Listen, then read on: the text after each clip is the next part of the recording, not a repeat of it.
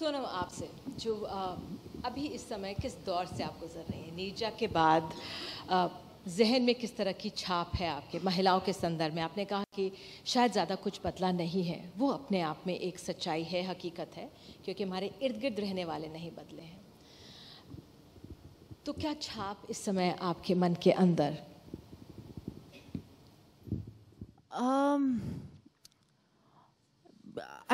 मैं अभी इस मंच में बैठी हूँ बहुत ही इंस्पिरेशनल लोगों के साथ। तो अगर मैं सिर्फ अपनी फिल्मों के बारे में बात करूँगी तो आई डोंट नो अगर अच्छा लगेगा। कर मैं सिर्फ इतना कह सकती हूँ कि ये हम सबको मुझे तो बहुत अपॉर्चुनिटीज़ मिली हैं मेरी ज़िंदगी में। हमारी फिल्म्स हमारे लिए बहुत ज़रूरी हैं। जी बिल्कुल, हमें बहुत इंस्पायर करती हैं। जी बिल्कुल, पर मैं सिर्फ इतना कह सकती हूँ कि मुझे बहुत सारी अपॉर्चुनिटीज़ मिली हैं। मैं बहुत किस्मत वाली हूँ आई थिंक।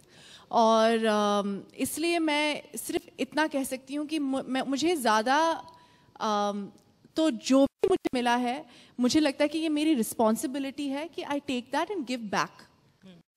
तो ये मेरी रिस्पॉन्सिबिलिटी है, मेरी जो अपब्रिंगिंग है इस सोच के साथ की गई है। तो I have never been put in a situation कि मुझे किसी के साथ झगड़ा करना पड़ा, कि मुझे I had to fight for something. तो अभी जब भी मैं when I look at everybody around me, तो मुझे लगता है कि मुझे तो ऐसा कुछ नहीं करना पड़ा। तो इट्स अप टू मी कि मुझे ये अपॉर्चुनिटी मिली है, मुझे ये प्लेटफॉर्म मिला है as a celebrity, as somebody who is been brought up in a very affluent family, that I have to give back.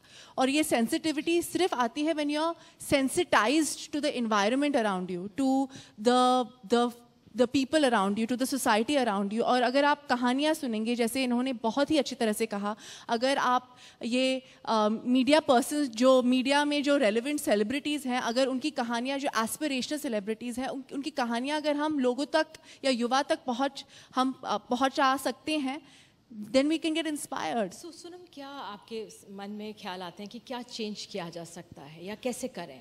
तो आपने जैसे कहा, cinema art is a beautiful medium. हमारे जो कंट्री में है, आर्ट जो है is a reflection of society for sure, पर it can also advocate change. और खूबसूरत कविताएं जो प्रसून सर लिखते हैं, उन्होंने बहुत ही खूबसूरत कविताएं हमारे नीरजा के लिए भी लिखी थी। नीरजा जो एक फिल्म है, एक बहुत ही इंस्पिरेशनल युवा के बारे में, 23-year-old गर्ल।